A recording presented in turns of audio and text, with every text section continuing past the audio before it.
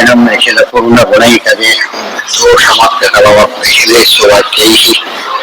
ಅಶ್ಯೋದ್ಭವಾದಿತಮಶೇಷ ವಿಶೇಷತೋಪಿ ಪಂಚಂ ಸದಾ ಪ್ರಿಯತಮಂ ಮಮ ಸನ್ನಮಾಮಿ. ಓಂ ಅಥಾತೋ ಜಿಜ್ಞಾಸ ಓಂ ಶಾಸ್ತ್ರಪ್ರಭವಂ ಪ್ರಣಮ್ಯ ಜಗದ್ಗುರುಣಾಂ ಗುರುಮಂಜಸೈವ ವಿಶೇಷತೋ ಮೇ ಪರಮಾಖ್ಯ ವಿದ್ಯಾ ಸಾಕ್ಷಾತ್ಕರೋಮ್ಯನ್ಮಪಿ ಚಾಹಮೇವ. ದಶಮನ್ವಂತರಂ ಶಕ್ರಪದಯೋಗ್ಯೋ ಗರುತ್ಪತಃ. ಈಗ ರುದ್ರಪದಿ ಬರತಕ್ಕಂಥ ಸಾಧನೆ ಮಾಡಿದ್ರು ಅಂತ ಹೇಳಿ ಆಮೇಲೆ ದಶಮನ್ವಂತರಂ ಶಕ್ರಪದಯೋಗ್ಯೋ ಗರುತ್ಪತಃ. ಪದಯೋಗ್ಯ 10 ಮನ್ವಂತರಗಳ ಕಾಲ. ಒಂದು ಮನ್ವಂತರ ಅಂದ್ರೆ 71 ಚಂದ್ರ ಮಹಾಯುಗಗಳು. ಒಂದು ಮಹಾಯುಗ ಅಂದ್ರೆ 43,20,000 ವರ್ಷ. ಎಷ್ಟು ತಪಸ್ ಮಾಡಿರ್ಬೇಕು. ಚಕ್ರ ಪದಯೋಗ್ಯೋ ಗರುತ್ಮತಃ. ಗರುತ್ಮ ಅನ್ನೋದ್ರೆ ಗರುಡ. ಇಂದ್ರ ಪದವಿಯೋಗ್ಯರಾದಂಥ ಜೀವ ಗರುಡ ಪದವಿಯೋಗ್ಯರಾದಂಥ ಜೀವರಿಂದ ಸುಮನಸಃ ಸುನಂದಃ ನಾಮ ಅಶ್ರುಣೋ. ಹೆಸರೇ ಸುನಂದ ಅಂತ ಹೆಸರಾಗ. ಸುನಂದೋ ನಾಮ ಚಾಶ್ರುಣು. ಸುನಂದ ಅಂತ ಹೆಸರೇನ ಇಂದ್ರದೇವರು ಗರುಡ ದೇವರಿಂದ ಶ್ರವಣ ಮಾಡಿದ್ರು 10 ದಿವಸಗಳ ಕಾಲ. ಎಲ್ಲ ಏನ್ ತೋರಿಸ್ತಾ ಇದೆ? ಆವೃತ್ತಿ ಅಸಕೃಪದೇಶ. ಎಷ್ಟು ಆವೃತ್ತಿ ಮಾಡ್ತಾರೋ ಅಷ್ಟು ಫಲ ಇದೆ ಅಂತ ಹೇಳ್ತಾರೆ. ಎಷ್ಟು ಜಪ ಮಾಡಿದ್ದಾರೆ ಅನ್ನೋದ್ರ ಸಿದ್ಧಿ ಬರುತ್ತಲ್ಲ ಹಾಗೆ. ಉಪಾಸಾಂಚಕ್ರೇ ಉದ್ಯುಕ್ತೋ ಅಷ್ಟೇನೆ. ಆಮೇಲೆ ಒಂದು ಕೇಳೋ ಭಾಗ ಒಂದು, ಉಪಾಸನೆ ಭಾಗ ಒಂದು. ಕೇಳೋದೆಲ್ಲ ಒಂದು ಭಾಗ ಶ್ರವಣ, ಉಳಿದೆಲ್ಲ ಧ್ಯಾನ ಇತ್ಯಾದಿಗಳ ರೂಪದಲ್ಲಿ. ಉದ್ಯುಕ್ತೋ ಮನ್ವಂತರ ಚತುಷ್ಟಯಂ ಸೂರ್ಯ ಚಂದ್ರಮಸೋಶ್ಚೈವ ಪದಯೋಗ್ಯೋ ಸುತೇಜಸೋ. ಸುತೇಜಸ್ ಹೆಸರೇನ ಸೂರ್ಯ ಪದವಿಗೆ ಚಂದ್ರ ಪದವಿಯೋಗ್ಯರಾದಂತಹ ಜೀವರುಗಳು. ಮನ್ವಂತರ ಚತುಷ್ಟಯಂ 4 ಮನ್ವಂತರಗಳ ಕಾಲ. ಇವರು 10 ಇವರು 4 ಮನ್ವಂತರಗಳ ಕಾಲ ಶ್ರವಣ ಮಾಡಿ ಉಪಾಸನೆಯನ್ನು ಮಾಡಿದರು. ಸ್ವರೂಪ ಶಾಂತರೂಪಶ್ಚ ಮನ್ವಂತರ ಚತುಷ್ಟಯಂ ಅಶೃಣ್ಯತಾಂ ಸುಮನಸೋ ಮನ್ವಂತರ ಉಪಾಸಸ. ಅದು ಸ್ವರೂಪ ಶಾಂತರೂಪ ಅಂತ ಅವರಿಬ್ಬರಿಗೆ ಹೆಸರು. ಅವರು ಆ ಹೆಸರಿಂದ ಸಾಧನೆ ಮಾಡಿ ವಿಶೇಷವಾಗಿ ಉದ್ಧಾರವಾದರು ಅಂತ ಹೇಳಿದರು. ಯಾರ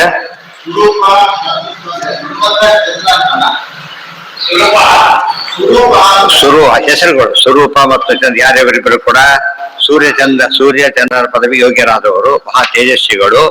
ಸ್ವರೂಪ ಶಾಂತರೂಪ ಅಂತ ಹೆಸರು. ಸ್ವರೂಪನೇ ಸೂರ್ಯ ಆಗಿದ್ದು, ಶಾಂತರೂಪ ಚಂದ್ರ. ಶಾಂತವಾಗಿರ್ತಾನೆ ಚಂದ್ರ. ಆ ರೀತಿ ಆಗಿದೆ. ಶ್ರುತಿ ಬಹಳ ಪ್ರಖರ ಇವರು.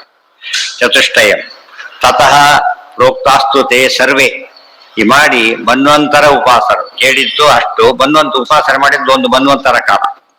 ಸತಃ ಪ್ರೋಕ್ತಾಸ್ತು ತೇ ಸರ್ವೇ ಶಕ್ತ್ಯೋ ಭಕ್ತ್ಯೋ ಭಕ್ತ್ಯ ಉಗ್ರತಪಾದಯ. ತತಃ ಪ್ರೋಕ್ತಾಸ್ತು ತೇ ಸರ್ವೇ ಭಕ್ತ್ಯ ಉಗ್ರತಪ ಆದಯ ಅಪಶ್ಯನ್ ಪರಮಂ ವಿಷ್ಣುಂ ತತ್ಪ್ರಸಾದೈ. ಉಗ್ರತಪ ಅಂದ್ರೆ ಯಾರು? ರುದ್ರ ಪದವಿಯೋಗ್ಯರಾದವರು. ಅವರು ಅಲ್ಲಿಂದ ಶುರು ಮಾಡಿ ಎಲ್ಲರೂ ಕೂಡ ಹೀಗೆ ಭಕ್ತಿಯಿಂದ ಮಾಡಿದ್ರು, ದೀರ್ಘಕಾಲ ಮಾಡಿದ್ರು. ಅದರ ಫಲ ಏನಾಯ್ತು ಅಂದ್ರೆ ಆಯಾ ಪದವಿಗಳನ್ನ ಪಡೆದಿದ್ದಾರೆ.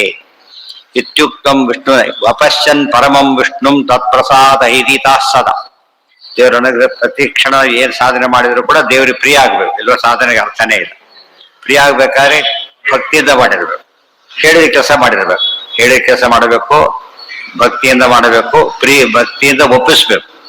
ಆಗ ಫಲದ ಪ್ರಶ್ನೆ ಗೊತ್ತು. ಯಾವ್ದು ಇಲ್ದ ಹೋದಾಗ ಏನ್ ಸಾಧನೆ ಆಗುತ್ತೆ? ಏನ್ ಸಾಧನೆನೂ ಆಗುತ್ತೆ. ಇತಿ ಪೈಂಗ್ಯ ಶ್ರುತಿಶ್ಚೈ ಅಲ್ಲಿ ಮುಗಿತು. ಇತ್ಯುಕ್ತಂ ವಿಷ್ಣುನ ಸಾಕ್ಷಾತ್ ಗ್ರಂಥೆ ಸತ್ತತ್ವ ಸಂಹಿತೆ. ಸತ್ತತ್ವ ಅಂತ ಗ್ರಂಥ ಇದೆ.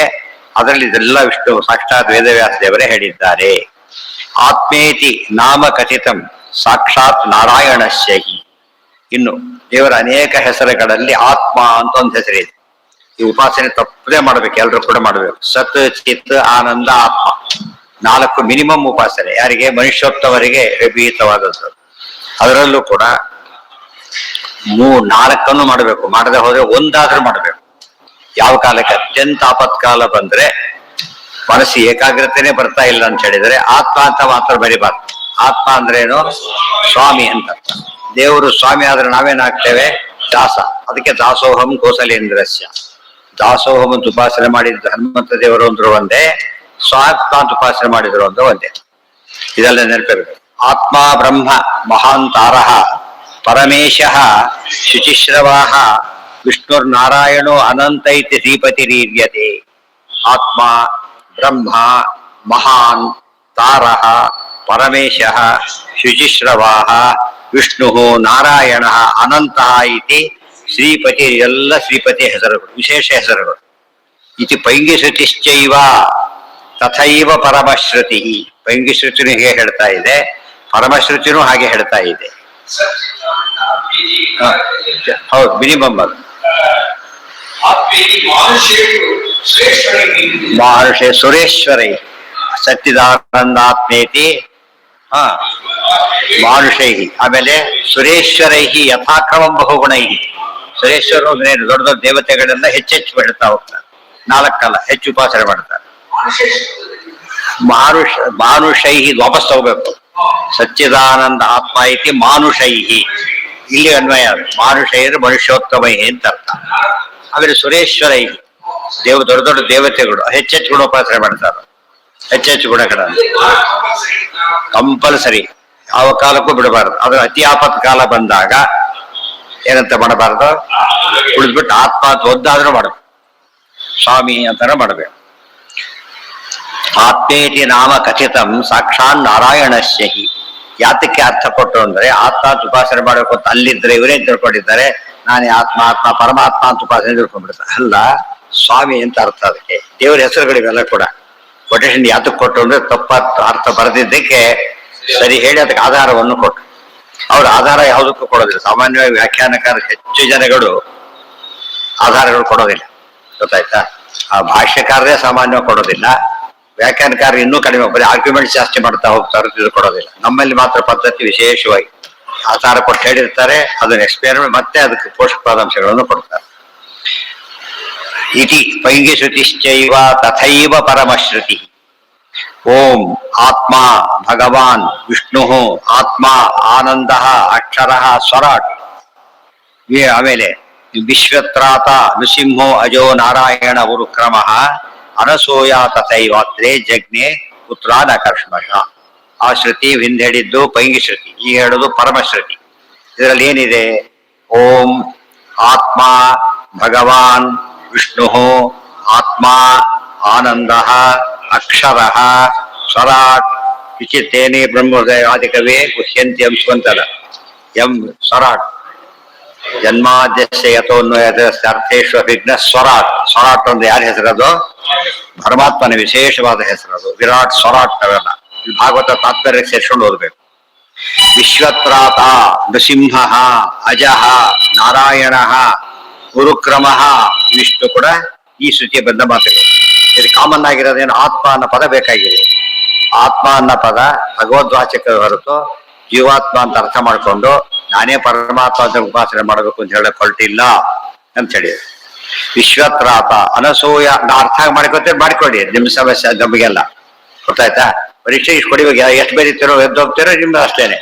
ಬರದಷ್ಟಕ್ಕೆ ಮಾರ್ಕ್ಸ್ ಅವ್ರದ್ದು, ಎದ್ದೋಗ್ಬಾರ್ದು ನಿಯಮ ಮಾಡೋದಿಲ್ಲ. ಪುಣ್ಯಕಾಲದಲ್ಲಿ ಏನಿಲ್ಲ, ಅರ್ಧ ಗಂಟೆ ಹೋಗಾಗಿಲ್ಲ. ಯಾಕೆ ಅರ್ಧ ಗಂಟೆ ಬಿಡೋದಿಲ್ಲ ಹೇಳೋಣ?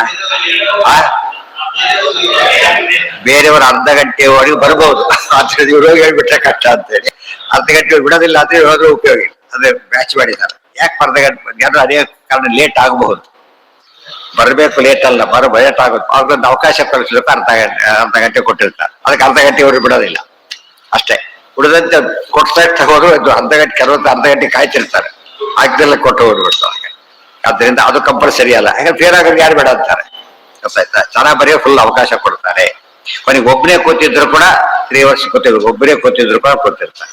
ಕೆಲವು ಬೆಸ್ಟ್ ಅವಸರ ಬಿಡ್ತಾರೆ, ಎದ್ದೋಗಾರ ಗೊತ್ತಾಗುತ್ತೆ ಹೋಗ್ಬೇಕು ಅಂತೇಳಿ. ಹಾಗೆ ಮಾಡಬಾರ್ದು. ಯಾಕಂದ್ರೆ ಆ ಹುಡುಗನಿಗೆ ಪಾಪ ಅದು ವರ್ಷದ ಇವ್ರಿಗೆ ಅರ್ಜೆಂಟ್ ಎಲ್ಲ ಹೋಗ್ಬೇಕಾಗಿರ್ತದೆ. ಅದು ದೊಡ್ಡದಲ್ಲ, ಅವ್ನ ಕೆರಿಯರೇ ಚೇಂಜ್ ಆಗುತ್ತೆ ಪಾಪ.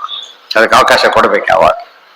ವಿಶ್ವತ್ರಾತ ನೃಸಿಂಹೋ ಅಜೋ ನಾರಾಯಣ ಉರುಕ್ರಮ. ಇದು ಆಯ್ತು, ಆತ್ಮ ಆಯ್ತು. ಈಗ ಇನ್ನೊಂದಿದೆ. ಆತ್ಮ ಅನ್ನೋ ಹೆಸರು ಯಾರನ್ನು ಹೇಳುತ್ತೆ ಅಂತ ಕೇಳಿದ್ರೆ, ಅನಸೂಯ ತಚೈ ವಾತ್ರೇರ್ ಜಜ್ಞೆ ಪುತ್ರಾನ್ ಅಕಲ್ಮಷಾನ್. ಭಾಗವತ ಚತುರ್ಸ್ಕಂಧದ ಶ್ಲೋಕ ಇತ್ತು. ಅನಸೂಯಾದೇವಿ ತಪಸ್ಸನ್ನ ಮಾಡಿದ್ಲು ಮತ್ತು ಅತ್ರಿ ಸಮೇತವಾಗಿ ಮಾಡಿದಳು. ಏನಂತ ಮಕ್ಕಳು ಬೇಕು ಅಂತ ಮಾಡಿದ್ರು. 3 ಮಕ್ಕಳು ಹುಟ್ಟಿದ್ರು. ಯಾರವರು? ದತ್ತಂ, ದುರ್ವಾಸಸಂ, ಸೋಮಂ, ಆತ್ಮ, ಈಶ, ಬ್ರಹ್ಮ ಸಂಭವ.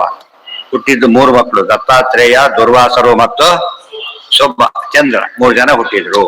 ಇವ್ರು ಯಾರ ಅವತಾರ ಅಂತ ಕೇಳಿದ್ರೆ ಆತ್ಮ, ಈಶ, ಬ್ರಹ್ಮ ಸಂಭವ. ಆತ್ಮಾವತಾರ ಯಾರು? ಸೊ ಆತ್ಮ ಅಂದ್ರೆ ಏನಂತ ಆಯ್ತು ಈಗ? ವಿಷ್ಣು. ಸೊ ಆತ್ಮ ವಿಷ್ಣುವನ್ನು ಹೇಳುತ್ತೆ ಅಂತ ಆಗ್ಲಿಲ್ಲ? ಅದು ಕೋಟ್ ಮಾಡಿರೋದನ್ನ 3ನ ಸರಿ. ಇಲ್ಲಿ ಮುಂದೆ ನೋಡಿ, ಬ್ರಹ್ಮ ಬ್ರಹ್ಮ, ಈಶಾ ರುದ್ರ, ಸರಿ ಹೋಯ್ತು. ವಿಷ್ಣು ಅಂತ ಹೇಳಲಿಲ್ಲ, ಆತ್ಮ ಅಂತ ಹೇಳ್ಬಿಟ್ಟು. ಅದ್ರ ಅರ್ಥ ಏನದಕ್ಕೆ? ಆತ್ಮ ಶಬ್ದ ವಿಷ್ಣುವನ್ನೇ ಹೇಳುತ್ತಾದ್ರಿಂದ ಗೊಂದಲ ಇಲ್ಲ. ಇವ್ರು ಗೊಂದಲ ಮಾಡ್ಕೊಂಡ್ರೆ ಹೊರತು ಗೊಂದಲ ಇಲ್ಲ ಅಂತ ಹೇಳ್ಬೇಕಾಗಿ. ತತ್ತಂ ದುರ್ವಾಸಸಂ ಸೋಮಂ ಆತ್ಮೇಶ ಬ್ರಹ್ಮ ಸಂಭವಾನ್ ಇತಿ ಭಾಗವತೆ ಚೈವ ತಸ್ಮಾದಾತ್ಮ ಜನಾರ್ದನ. ಆತ್ಮ ಶಬ್ದಕ್ಕೆ ಜೀವಾತ್ಮ ಅಂತ ಅರ್ಥ ಮಾಡಿಕೊಂಡು ನಾನೇ ಆತ್ಮ, ನಾನೇ ಆತ್ಮ, ನಾನೇ ಬ್ರಹ್ಮ ಆದಿತ್ಯ ಎಲ್ಲ ಮಾಡ್ಕೊಡುದು. ದೇವರನ್ನ ಸ್ವಾಮಿ ಅಂತ ಆರಾಧನೆ ಮಾಡಬೇಕು ಹೊರತು ಬೇರೆ ಅಲ್ಲ. ಬುಡದತ್ತಲ್ಲಿ ಎಲ್ಲಿ ದೇವರಿಗೂ ಅನ್ವಯ ಆಗೋದಿಲ್ಲ ಆಗ ಜೀವಾತ್ಮ ಸೇರಿಸ್ಬೇಕು. ಬರೀ ಆತ್ಮ ಅಂದ್ರೆ ನಾರಾಯಣನೇ, ಮತ್ತು ಪರಮಾತ್ಮ ಅಂದ್ರೆ ನಾರಾಯಣ, ಬರೀ ಆತ್ಮ ಅಂದ್ರೆ ನಾರಾಯಣ. ವ್ರತ ಅಂದ್ರೆ ಏಕಾದಶಿ ಹೇಗೋ, ಸೂತ್ರ ಅಂದ್ರೆ ಬ್ರಹ್ಮಸೂತ್ರ ಹೇಗೋ, ಗೀತಾ ಅಂದ್ರೆ ಭಗವದ್ಗೀತೆ ಹೇಗೋ, ಹಾಗೆ ಆತ್ಮ ಅಂದ್ರೆ ಯಾರು? ನಾರಾಯಣ ಅಂತಾನೆ ಅರ್ಥ. ಉಳಿದವ್ರು ಹೇಳ್ಬೇಕಾದ್ರೆ ಏನ್ ಮಾಡ್ಬೇಕಾಗ? ಜೀವಾತ್ಮ ಹೇಳ ಪದ ಸೇರಿಸ್ಬೇಕ. ಉದ್ಧರೇದ ಆತ್ಮನಾತ್ಮಾನಂ ಆತ್ಮಾನವ, ಅದು ಕೂಡ ಮುಖ್ಯಾರ್ಥ ಪರಮಾತ್ಮ ಅಂತಾನೆ ಅರ್ಥ. ಆಮೇಲೆ ರುದ್ರದೇವರು, ಆಮೇಲೆ ಜೀವ, ಆಮೇಲೆ ಮನಸ್ಸು, ಜೀವ. 4 ಅರ್ಥ ಮಾಡ್ಬೇಕು, ಗೊತ್ತಾಯ್ತಾ? 4 ಮಾಡಿ ತೋರಿಸಿದ್ದಾರೆ ಆಚಾರ್ಯ. ಜನಾರ್ದನ ತಸ್ಮಾತ್ ಉಪಾಸ್ಯೋ ವಿಷ್ಣು ರೀತಿ ಜ್ಞಾತವ್ಯ ಸಜ್ಜನೇ ಸದ. ಅದು ವಿಷ್ಣು ಹೀಗೆ ಉಪಾಸನೆ ಮಾಡಬೇಕು, ಸರಿಯಾಗಿ ಸಜ್ಜನ ತಿಳ್ಕೊಂಡ್ಬಿಡಿ ಅಂತ ಹೇಳ್ತಾರೆ. ರೂಲ್ಸ್ ಎಲ್ಲ ಯಾರಿಗೋಸ್ಕರ? ಫಾಲೋ ಮಾಡೋದು ಹೇಳೋದು ಕೂಡ ಯಾರಿಗೆ? ಸಜ್ಜನರಿಗೆ ರೂಲ್ಸ್ ಎಲ್ಲ. ಅವರು ಏನ್ ಹೇಳಿದ್ರು ಬ್ರೇಕ್ ಮಾಡೇ ಮಾಡ್ತಾರೆ. ಅವರು ರೂಪ್ ಮಾಡೋದು, ಫಾಲೋ ಮಾಡೋದು ಇವ್ರಿಗೆ ಕೆಲಸ, ರೂಲ್ಸ್ ಬ್ರೇಕ್ ಮಾಡೋದು ಅವ್ರಿಗೆ ಕೆಲಸ. ತಥಾಯಿ ಬೀಗ ಹಾಕೋದು ಇವ್ರ ಕೆಲಸ, ಓಪನ್ ಮಾಡೋದು ಅವ್ರ ಕೆಲಸ ಅಂತಾರಲ್ಲ ಹಾಗೆ. ಅನಾಥರೈಸ್ಡ್ ಆಗಿ ಏನ ವಿಶ್ವವನ್ನೇ ಕಾಪಾಡೋ, ವಿಶ್ವತ್ರಾತ, ವಿಶ್ವವನ್ನೇ ಕಾಪಾಡುವವನು ಅಂತ ಅರ್ಥ. ಜಗತ್ತನ್ನೇ ಪಾಲಿಸುವವನು. ಅದು ವಿಷ್ಣು ಆಗಲ್ಲ. ಆತೇನಂತ? ವಿಷ್ಣು ರಾತ. ಅದು ರಾತ ಅಲ್ಲ, ತ್ರಾತ. ಇಲ್ಲಿರೋದು ವಿಶ್ವ ತ್ರಾತ ಅಂತಿದೆ, ಅಲ್ಲಿ ವಿಷ್ಣು ರಾತ ಅಂತಿದೆ. ವಿಷ್ಣುವಿನಿಂದ ಕೊಡಲ್ಪಟ್ಟವನು ಅಂದ್ರೆ ಸತ್ತೋದು ಬಳಸಿಕೊಟ್ರಲ್ಲ, ಅದಕ್ಕೆ ಸತ್ತು ಕೊಟ್ಟವನು ಆ ರೀತಿ ಹೆಸರು. ಅಲ್ಲಲ್ಲ, ನಿಯಂತ್ರಣ ಕೊಡೋದು. ರಾ ಅಂದ್ರೆ ದಾನ. ಸತ್ತೋಗಿದ್ರೆ ಬದಿಸ್ಕೊಟ್ರಲ್ಲ, ಇಲ್ಲಿ ತ್ರಾತ ರಕ್ಷಕ. ಗೊತ್ತಾಯ್ತಾ? ಜ್ಞಾನಕಲ್ಲ ಜನಾರ್ದನ ಇತಿ ಭಾಗವತೆ ಚೈವ ತಸ್ಯ ಆತ್ಮ ತಸ್ಮಾದಾತ್ಮ ಜನಾರ್ದನ.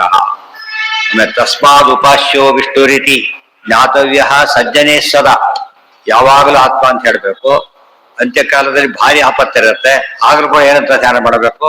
ಆತ್ಮ ಅಂತ ಮಾಡಬೇಕು, ವಿಷ್ಣು ಅಂತಾನೆ ಧ್ಯಾನ ಮಾಡಬೇಕು. ಆಗ ಮುಕ್ತಿ ಹೋಗ್ತಾರೆ, ಇಲ್ಲ ಹೋದ್ರೆ ಇಲ್ಲ. ತಥೈವೋಪಾಸತೆ ಸಂತಹ ತಥೈವ ಉಪದಿಶಂತಿ ಚ. ಅಲ್ಲೇನೆ ಆತ್ಮೇತಿ ಉಪದೇಶಂತೆ ಗ್ರಾಹಯಂತಿ ಚ.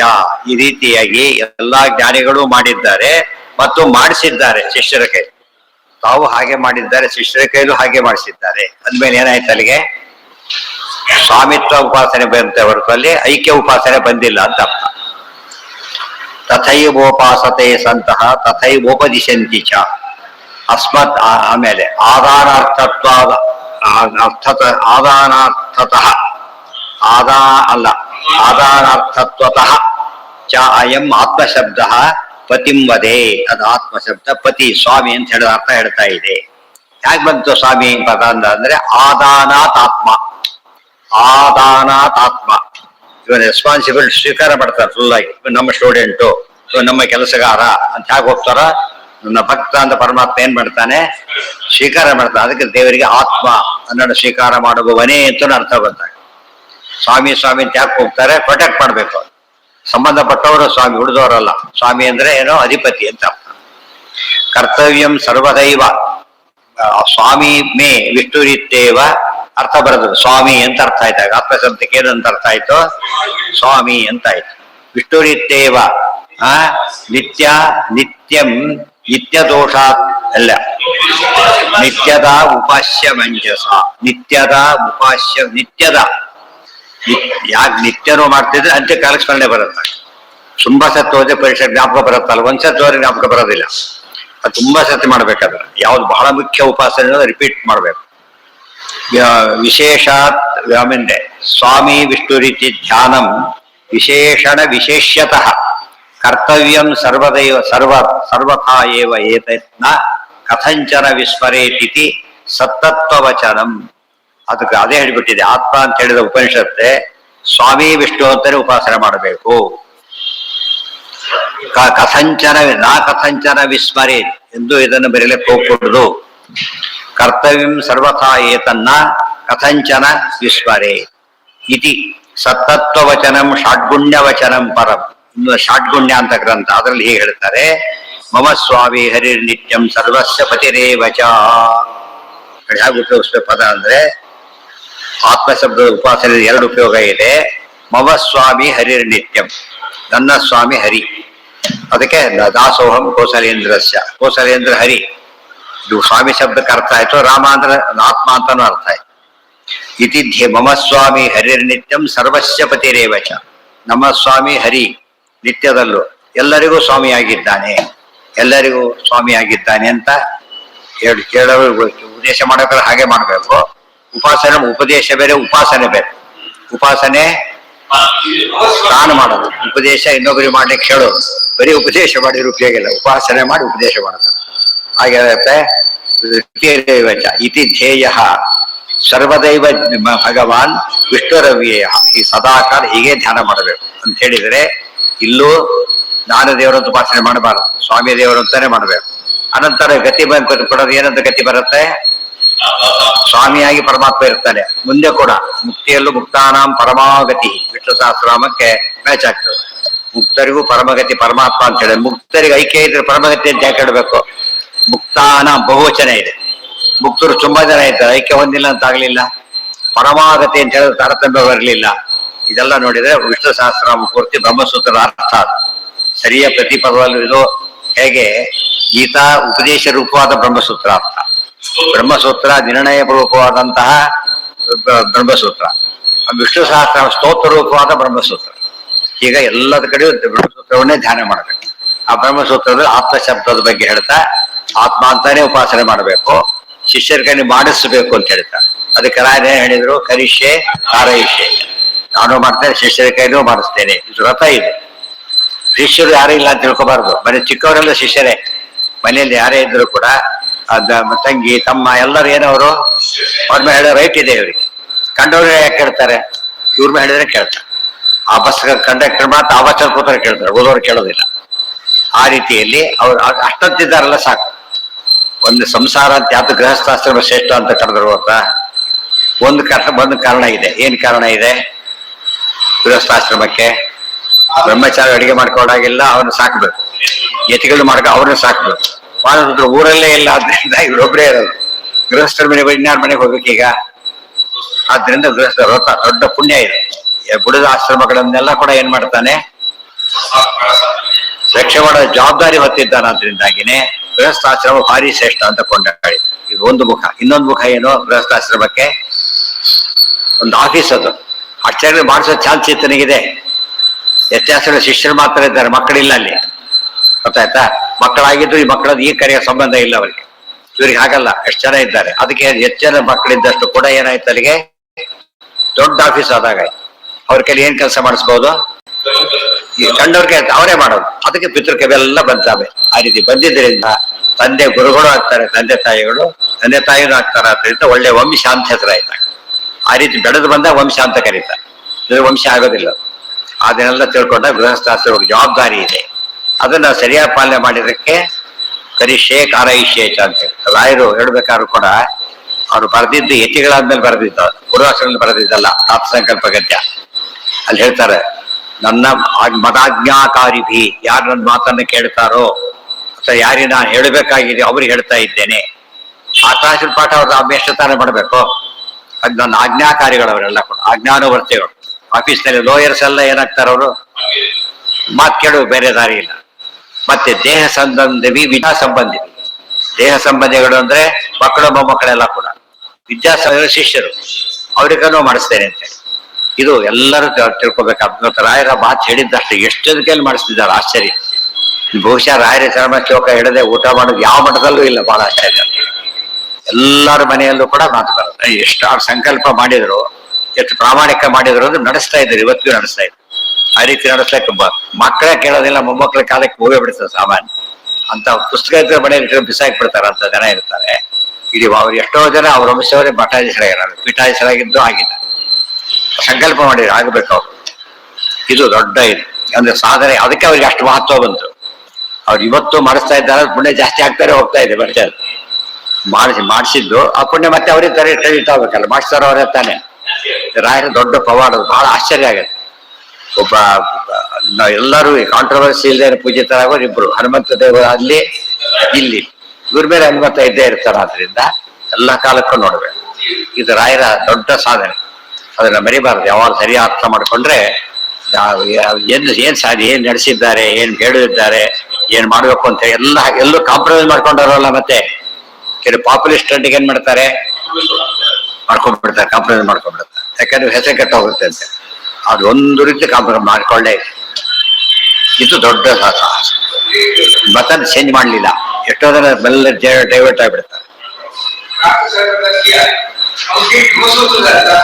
ಯಾವ್ದು ಅದೇ ಒಂದು ಮಾತು ಹೇಳಿದ್ದಾರೆ, ಪ್ರತಿ ಮಾತು ಬ್ರಹ್ಮಸೂತ್ರದ ಅರ್ಥನೇ, ಪ್ರತಿ ಮಾತು ಕೂಡ. ಅದನ್ನ ಅರ್ಥ ಮಾಡ್ಕೊಳ್ಬೇಕಷ್ಟೆ. ಅರ್ಥ ಮಾಡಿ ಅನುಸಂಧಾನ ಮಾಡಿದ್ರೆ ಆಗ ಎಲ್ಲ ಕ್ಷಣ ಏನಾಗುತ್ತೆ, ಅದು ಯಜ್ಞ ಆಗ್ಬಿಡುತ್ತೆ. ಪ್ರತಿಯೊಂದು ಕಾರ್ಯನೂ ಬ್ರಹ್ಮಸೂತ್ರ ಹೇಳಿದ ಉಪದೇಶ, ಪ್ರತಿಯೊಂದು ಕೂಡ ಬ್ರಹ್ಮಸೂತ್ರದ ಮಾತುಗಳೇ. ಅದಕ್ಕೆ ಬ್ರಹ್ಮಸೂತ್ರಕ್ಕೆ ಏನಂತ ಹೆಸರಾಯ್ತು, ವಿನರ್ಣಯೋ ನಾಸ್ತ್ಯಮನಾ ವಿನಾಯಕ್ ವಿಪ್ರಸ್ಥಿತಾನಾಮಿವ ಸರ್ವವಾಚ. ಜಗತ್ತಿನಲ್ಲಿ ಯಾವುದೇ ತೀರ್ಮಾನ ಅಲ್ಟಿಮೇಟ್ ಬರ್ಬೇಕಾದ್ರೆ ಇಲ್ಲಿಂದ ಬರಬೇಕು ಅಂದ್ರೆ ಬ್ರಹ್ಮಸೂತ್ರದಿಂದನೇ ಬರುತ್ತೆ. ಅದು ಅಷ್ಟು ಮಹತ್ವ ಇದೆ. ಸ್ವಾಮಿ, ಹೌದು, ನನಗಷ್ಟೇ ಅಲ್ಲ ಎಲ್ಲರಿಗೂ ಭಗವಂತನೇ ಸ್ವಾಮಿಯಾಗಿದ್ದಾನೆ. ಆಫೀಸ್ನಲ್ಲಿ ನಾನು ಬಾಸು, ನನಗೆ ಸ್ವಾಮಿ ಗುರುಗಳ ಬಾಸ್ ಆಗ್ಲಿಲ್ಲ. ಇದು ದೊಡ್ಡ. ಪ್ರತಿಯೊಬ್ಬ ಗುರುಗಳು ಆ ಉಪದೇಶವನ್ನು ಮಾಡಬೇಕು ಶಿಷ್ಯರಿಗೆ. ಇತಿ ಧ್ಯೇಯ ಸರ್ವದೈವ ಭಗವಾನ್ ವಿಷ್ಣುರವ್ಯ. ಈಗ ಪರಮಾತ್ಮನ ವಿಷ್ಣು ಅವ್ಯಯಾದ ವಿಷ್ಣುವನ್ನ ನಿಂತೋಗಿದೆ ಅಗಡೆ, ಅಂದ್ರೆ ಮಾತು ನಿಲ್ಲಿಸಾಗಿಲ್ಲ ಆಗಿದೆ. ಹೋಗ್ತಾನೆ ಇರ್ಬೇಕು. ಅದು ಶುರು ಮಾಡಿ ಬೇಗ ಸರಿ ಮಾಡಿಬಿಡ್ತಾರೆ, ಬುದ್ಧಿಟ್ಟು ಬಿಡೋದು. ಇತಿ ಪ್ರತೀಕ ಯಶಸ್ಸತ್ ಹಾಗಾಗಿದೆ. ಟೈಪ್ ಮಾಡ್ತಾ ಇದ್ದಾಗ ಅದು ನಿಂತೋಗ್ಬಿಟ್ಟಿರುತ್ತೆ, ಆಗಿಲ್ಲ ತಿಳ್ಕೊಬಿಟ್ಟಿರ್ತಾರೆ. ಕೆಲವರು ಪಾಪ ಕೇಳೋರು ಖುಷಿ ಪಡ್ತಾರೆ, ಕೆಲವರು ಒಳ್ಳೆ ಪದ್ಧತಿ ಆಗ್ತಿರ್ತಾರೆ ಅಂತೇಳಿ ಕೆಲವರು ಮಾಡ್ತಿರ್ತಾರೆ. ಸರಿ ಮಾಡೋದು, ಕಷ್ಟ ಸರಿ ಮಾಡೋದು.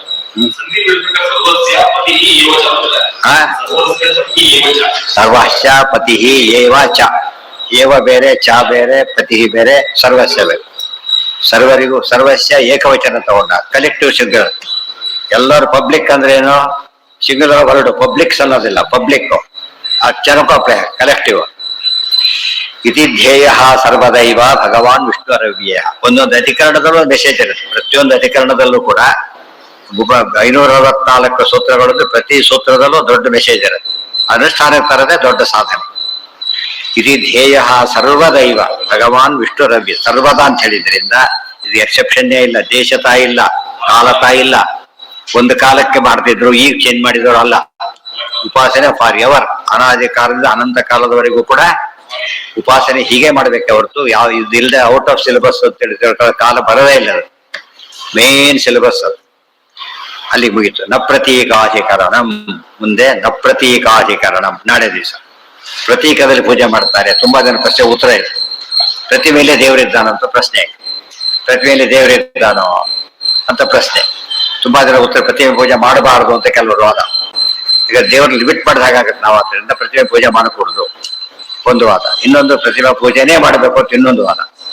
ಅಲ್ಲ, ಹೇಗೆ ಹೇಳ್ತಾರೆ ನೋಡ್ಬೇಕು. ನಾಳೆ ದಿವಸ ಬಹಳ ಮುಖ್ಯವಾದ ಅಂಶ ಇದು. ಇವತ್ತು ಎಷ್ಟೋ ಜನ ಬರೀ ಮಾತುಗಳೆಲ್ಲ ಸೋಲ್ಸ್ ಆಫ್ ಥಾಟ್ ಆಗಿ ಉಳ್ಕೊಂಡ್ಬಿಟ್ಟಿದೆ.